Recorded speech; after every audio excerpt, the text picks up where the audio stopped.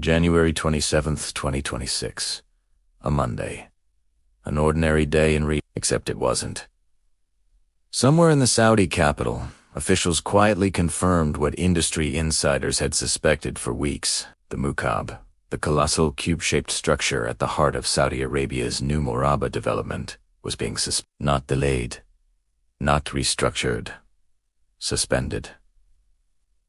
The word carries weight. It means we're stopping, we're reassessing. We don't know when or if we'll continue. This wasn't supposed to happen. The Mukaab was not some speculative project on the fringes of Vision 2030.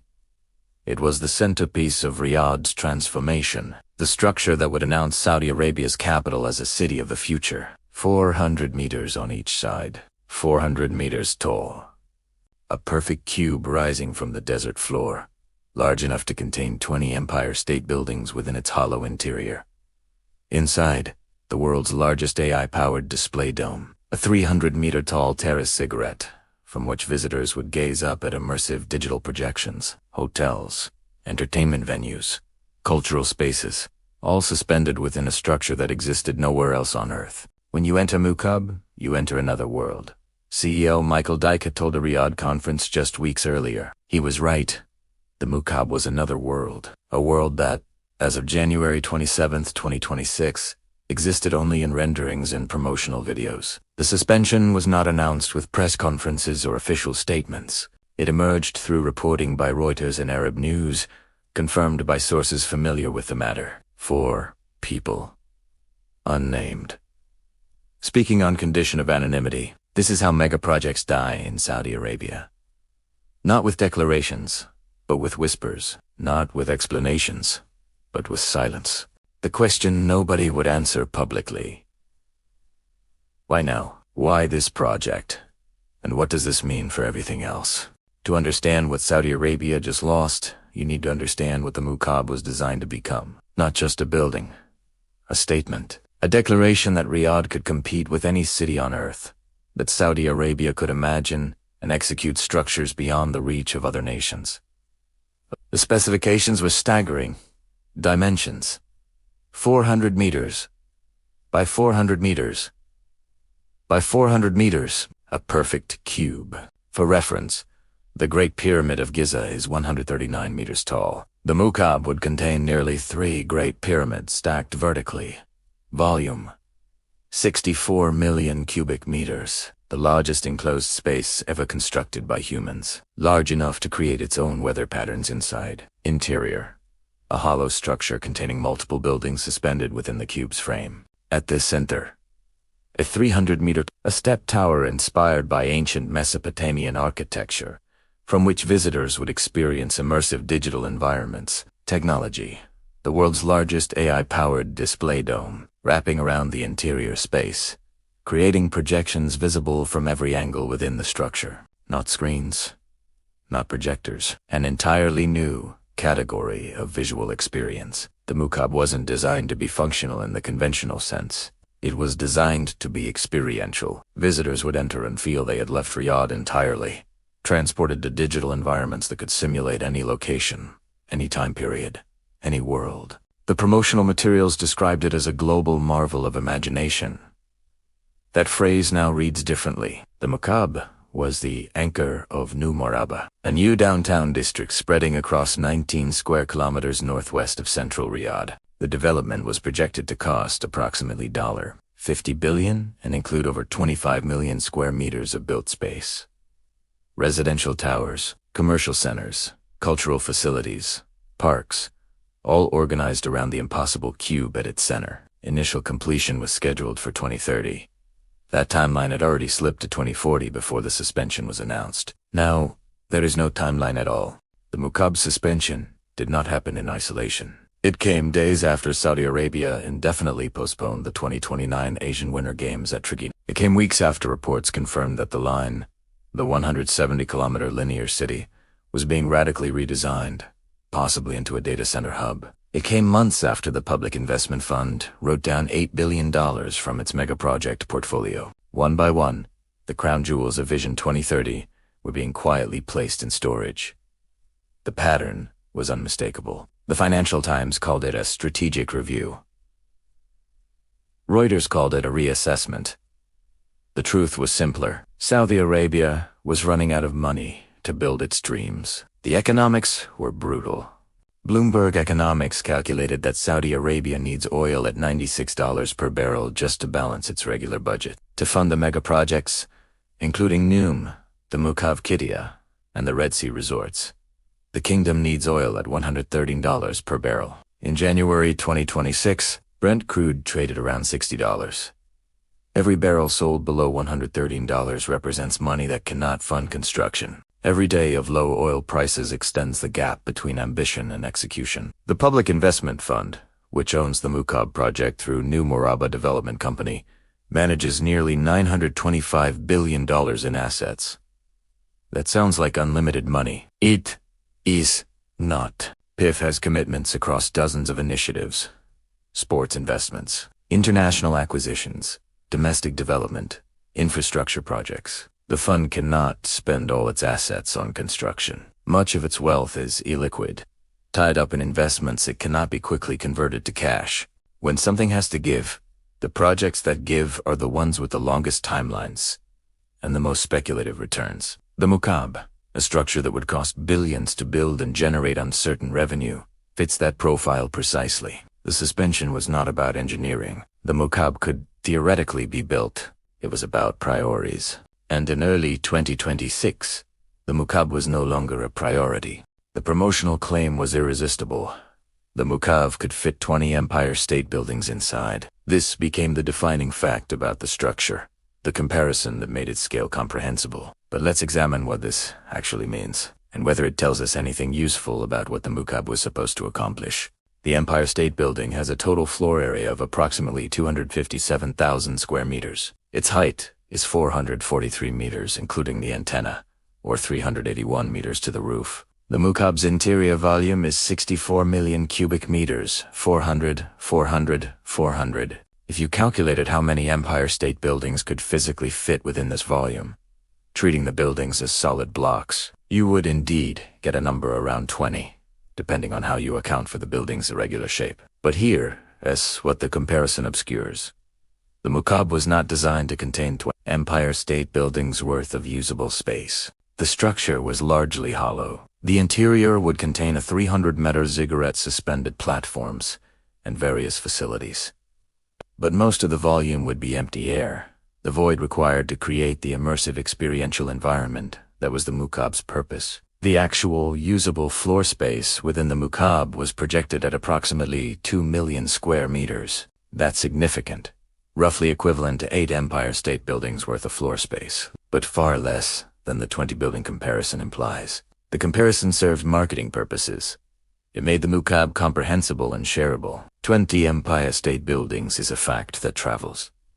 It appears in headlines. It generates clicks, but it also illustrates a pattern in Saudi megaproject communication. Scale was presented as achievement. Bigness was treated as inherently valuable. The question of whether the scale served any practical purpose was rarely asked. The Mukaab was big for the sake of being big. That was, arguably, the point. It was a monument to possibility, a demonstration that Saudi Arabia could build structures beyond the imagination of other nations. Whether that demonstration justified $50 billion in investment was a question that, apparently, could no longer be avoided. Just weeks before the suspension, Mukaab CEO Michael Dyke spoke at a conference in Riyadh. His words, in retrospect, read as an unintentional eulogy. "When you enter Mukaab, you enter another world," Dyke told attendees. Then he said something remarkable for a CEO promoting his project, trying to solve for something that doesn't exist today. That's quite challenging. The admission was extraordinary. Dyke was acknowledging, publicly, that the Mukaab required technology and solutions that had not yet been invented. This wasn't a project that pushed the boundaries of existing engineering. This was a project that required the boundaries to be redrawn entirely. Consider the challenges. Structural engineering. A 400-meter hollow cube creates forces unlike any building previously constructed. The walls must support their own weight while resisting wind loads, seismic activity, and thermal expansion across enormous surfaces. The mathematics of such a structure are understood. but the practical execution at this scale has never been attempted. Climate control. The interior volume of 64 million cubic meters would need to be climate controlled to create comfortable conditions for visitors. This would require HVAC systems of unprecedented scale, consuming enormous amounts of energy to maintain temperature and humidity within the void. The dome display. Creating an AI-powered visual display wrapping the interior of a 400-meter cube is not an extension of existing technology.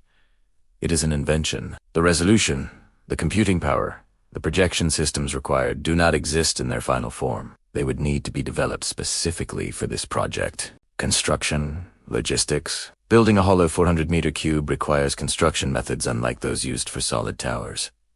How do you erect scaffolding inside a void? How do you install interior elements? While the exterior is being constructed, how do you maintain worker safety at heights of 400 meters inside an enclosed space? Dyke's admission, solving for something that doesn't exist, was not modest underselling. It was accurate description. The Mukaab required dozens of inventions to become reality. Inventions cost money. Inventions take time. And inventions, by definition, carry the risk of failure. When oil prices fell and priorities shifted, the project that required the most invention became the project most vulnerable to suspension. The Mukaab was not suspended in a vacuum. It was suspended because other projects took precedence. Chief among them, World Expo 2030. Riyadh won the right to host the 2030 World Expo, an event expected to draw millions of visitors and position Saudi Arabia as a global destination. The expo requires massive infrastructure investment. Exhibition halls, transportation systems, hotels, utilities. The Mukaab was originally positioned to play a central role in Expo 2030, would be the architectural statement that defined Saudi Arabia's ambitions. Visitors would travel to Riyadh, experience the expo, and witness the Mukaab as proof of what the kingdom could achieve. But the timeline didn't work. The Mukaab's completion had already slipped from 2030 to 2040. It would not be ready for the expo. The resources allocated to a project that would be finished had to be redirected to projects that would be. Similarly, the 2034 FIFA World Cup demands immediate attention. 15 stadiums across 5 cities, transportation infrastructure, connecting venues, hotels, accommodating hundreds of thousands of visitors. The World Cup has a fixed deadline. The tournament begins in 2034, regardless of whether Saudi Arabia is ready. These events, Expo 2030 and World Cup 2034, have something the Mukaab lacks. Non-negotiable deadlines. You cannot postpone a World Cup because your signature structure isn't ready. The games happen on schedule. The infrastructure must be completed. The Mukaab, by contrast, had no external deadline. It existed to demonstrate ambition, not to meet a commitment. When resources became scarce, the project with no deadline became the project that could wait. Sources familiar with the matter told Reuters that projects in focus now include infrastructure for World Expo 2030 and the 2034 World Cup. The sprawling $60 billion Diriyah Mixed-Uses Cultural Zone and the Qiddiya Tourism Megaproject. The Mukaab was not on that list. It had been the cube that was supposed to anchor Riyadh's transformation had become expendable. The line was always NEOM's project, located in the remote Tabak province, far from Saudi Arabia's population centers. Its troubles could be attributed to its extreme location, its unprecedented concept, its distance from existing infrastructure. The Mukaab is different. The Mukaab was being built in Riyadh, the capital city, the seat of government, the financial center of the kingdom. It was not a futuristic experiment in the desert. It was the transformation of Saudi Arabia's most important city. Its suspension signals something the line's troubles did not. The problems have reached the center. Riyadh is where the money is. Riyadh is where the power is. Riyadh is where projects are supposed to succeed because success in Riyadh benefits the people who make decisions. If the Mukaab cannot secure funding and political commitment, what project can? This is the significance of the January 27th announcement. Not that one more mega project faced difficulties, but that the difficulties had reached Saudi Arabia's capital. The narrative of limitless resources and unstoppable ambition could no longer be sustained even in the city's other mega projects now face implicit questions.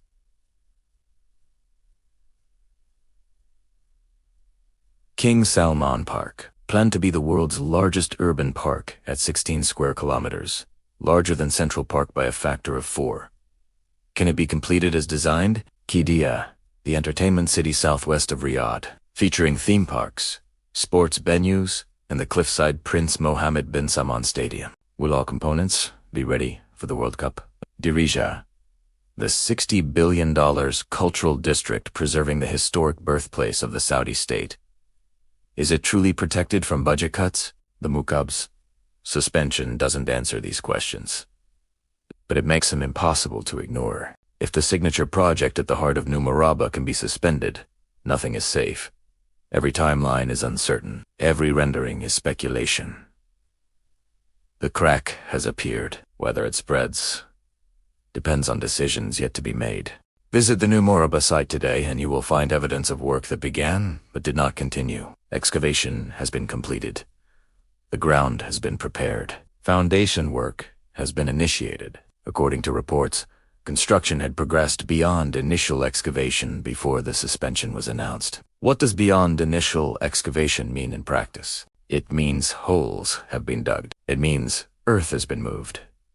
It means contracts have been signed and payments have been made for work that is now paused. It does not mean structures are rising. It does not mean the cube's framework has begun to take shape. The Mukaab remains invisible to anyone visiting the site, present only in the negative space of cleared ground. This is the awkward reality of suspended megaprojects.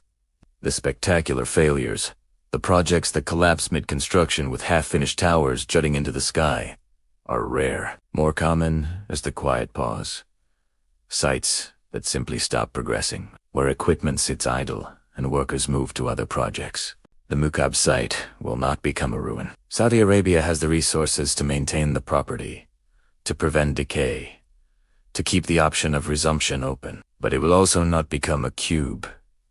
Not this year. Not next year. Possibly not for a decade. The approximately $100 million in contracts already commissioned, according to Knight Frank estimates, represents sunk cost. This is money that cannot be recovered, invested in foundations for a structure that may never rise. For the construction industry, the suspension creates ripple effects. Contractors who had allocated resources to the Mukaab must find alternative work. Engineers who had relocated to Riyadh for the project must reconsider their plans. Supply chains organized around the Mukaab's requirements must be redirected. The New Murabba district itself continues development, at least officially. The Mukaab was the anchor, but it was not the entirety of the 19 square kilometer development. Residential towers, commercial spaces, and parks may proceed, even if the cube does not. But a district without its anchor is a different proposition than what was originally planned. New Murabba. Without the Mukaab is a real estate development. New Murabba, with the Mukaab, was a destination. The suspension invites a question that was rarely asked when the Mukaab was announced. Does Riyadh actually need a 400-meter cube? The Mukaab was designed as an experience. Enter and encounter digital worlds. Gaze up at projections that transport you beyond the desert. Feel that you have left Riyadh and entered something unprecedented. But who was this experience designed for? Tourists. Riyadh does not yet have the tourism infrastructure to support massive visitor flows. Unlike Dubai, which built tourism over decades, Saudi Arabia is still constructing the hotels, attractions, and visa systems needed to welcome international guests. Residents. Riyadh's population of approximately 8 million could visit the Mukaab. But how often? Immersive experiences are novel the first time. The second visit is less exciting. The 10th is routine. Did the Mukaab have repeat visit appeal? Business travelers. The Mukaab included hospitality and entertainment space. But business travelers generally seek efficiency, not immersion. A 400-meter cube is not designed for quick meetings and convenient flights. The Mukaab was, at its core, a monument. It existed to demonstrate what Saudi Arabia could build, not to serve a specific function that the market demanded. Monuments are valuable. The Eiffel Tower serves no practical purpose, yet it defines Paris. The Sydney Opera House is famously impractical as a performance venue, yet it defines Sydney. But monuments must be completed to provide their value. An unfinished monument is simply an expense. A suspended monument is a symbol of ambition that exceeded capability. The Mukaab may eventually be built. The suspension is not a cancellation. Dyke and his team may return to the project when oil prices recover, when priorities shift, when the World Cup and Expo demands have been met. But the Mukaab will never again be what it was supposed to be. Proof that Saudi Arabia's ambitions had no limits. The suspension is proof that limits exist. The pause is acknowledgement that even the capital of the kingdom cannot build everything it imagines. Riyadh will continue to grow. New towers will rise. New districts will open. The city's transformation will proceed, perhaps more slowly than planned, but it will proceed. The question is whether the transformation needed a 400-meter cube at its center. The suspension suggests that, for now, Saudi Arabia has decided it does not. The cube that could fit 20 Empire State Buildings will remain empty, its interior void a reflection of the ambitions that could not be sustained. When you enter the Mukaab, you enter another world, Michael Dyke said. For now, that other world exists only in imagination. And imagination, as Saudi Arabia is learning, is not the same as construction.